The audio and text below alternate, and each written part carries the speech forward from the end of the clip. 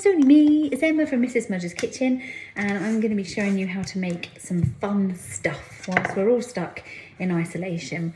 First up, I'm going to be showing you here how to make this little dude. So it's a little Easter chick trying to escape. So if you're making cakes at home, it's a good topper. It's also a good cupcake topper if you need one. There's different ways that you can do this. A really good way, this is quite fun, it's a good thing for Easter, is you can wrap a Cadbury's cream egg in white fondant. So you roll out your fondant flat, pop your Cadbury's cream egg in the middle, cover it over with the fondant until it's all nice and smooth over. Smooth, and then attach your legs. So there's lots of different ways. You could do that as an actual treat for somebody, which will be quite good fun. I haven't got any Cadbury's cream eggs here at the moment, so I can't show you that way. So what I'm going to show you is the fondant way to make yourself the little Easter chick escaping from its egg. So what you need for this is some fondant. Just everyday normal white fondant will be perfect.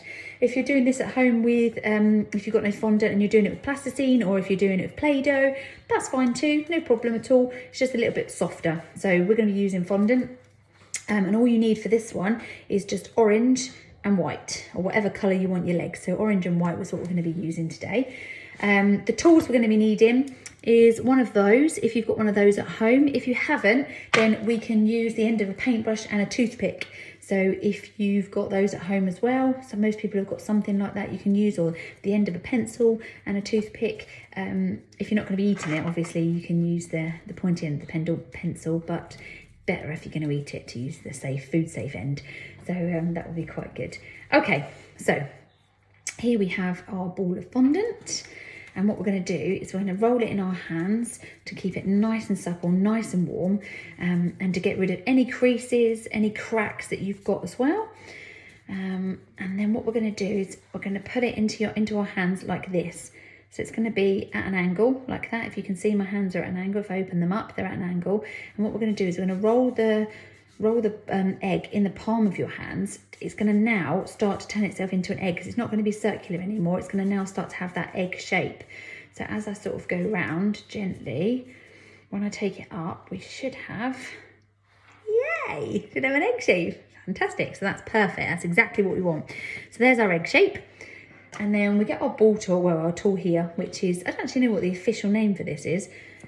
Pokey thing, that's what we're going to do. So what you need to do is wherever you want your legs to be coming from, you just push it in, make sure you sort of wiggle it around, sort of make that nice and wide. Again there, push it in and wiggle it around. If you haven't got one of these, and you can use the end of a paintbrush, you just pop the end of the paintbrush in, and then with your toothpick, you can make those little lines just by pushing the toothpick in, and it will sort of drag out the lines to make that cracked kind of look. So if you can see that, I'll try and move that there for you so you can see. You can see his little cracked legs coming through. Okay, and so next up we're going to make the legs. So we need some orange fondant. This one just looks like he's just like hanging about there. So we need paintbrush to just put some water on the inside of these holes that we've just made, so that when we put the legs in, they will stay where they're supposed to. I've lent him back a bit now, so just so you can see. So I've lent the little chick back inside his egg. Let's make this a bit more softer. Right, okay. So obviously for the legs, all we're going to need is like 2 long sausages. So again, put it in your hands. Make sure that you've got it nice and soft. You've got no cracks in it, because otherwise the cracks will be problematic when it starts to dry. You'll pick it up and the legs will fall off. And you don't want any upset children. You were ripping the legs off of their chick. So we need to just roll it down on the work surface.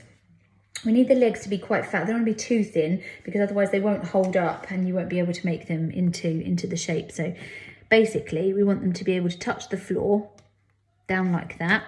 So what I do is, if you can see, I don't know if you can see that. There we go. Let's see if I can turn it around and show you properly. 1 second.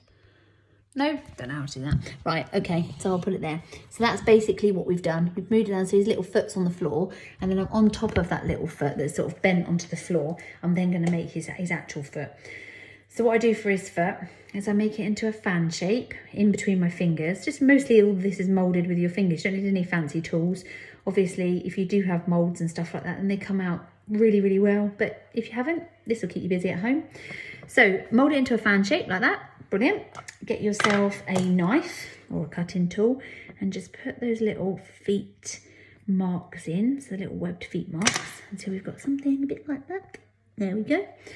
And again, a little bit of water just to stick it into place. And now where I've put that bit there, I can just pop that straight onto the top of his little feet. He's got quite long legs, this one. And again, another fan shape. Don't want them to be too big. And again, get your little tool, push down there, push down there. There we go. I just like to tuck the edges in, just tuck the tops in like that. So just tuck toe in 1 and 2, make that one little shape. Make his second leg, so that's the sausage again. There we go. Oh, sausage. Try not to squash the sausage. That's a good idea. Okay, well with that one, let's make sure we've got enough space for that one too. Yep, we're all good. Got enough space for that one. A little bit of water on your brush again. And then just pop that straight onto the top there. And there you go. It's your little ducks trying to escape out of their eggs. So you've got sort of maybe brother and sister ducks here. They're still a bit soft, so obviously once they harden up a little bit, they're a lot easier to move. So there we go. 2 little Easter chicks coming out of their eggs.